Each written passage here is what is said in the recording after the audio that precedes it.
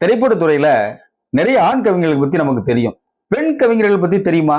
ஆனா திரைப்படத்துறை தொடங்கிய காலத்துல இருந்து நிறைய பெண் கவிஞர்கள் இருந்திருக்காங்க.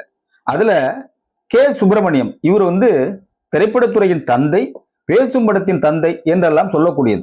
அவர் தான் திரைக்கதை வசனம் எழுதி இயக்கிய திரைப்படம் 1949 கீதகாந்தி அப்படின்னு ஒரு படம். இந்த திரைப்படத்துல 14 பாடல்கள் எழுதியிருக்காங்க அவருடைய மனைவி மீனாட்சி சுப்பிரமணியம்.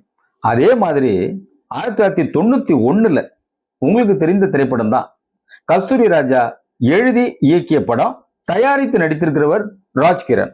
இந்த திரைப்படத்துல இளையராஜாவுடைய இசையில எஸ்.என். சுரேந்தர், சித்ரா பாடின பாட்டு.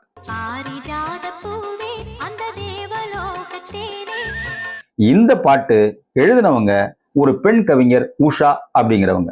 இந்த மாதிரி நிறைய பெண் கவிஞர்கள் திரைப்படத்துறையில இருந்திருக்காங்க, இப்பவும் இருக்காங்க.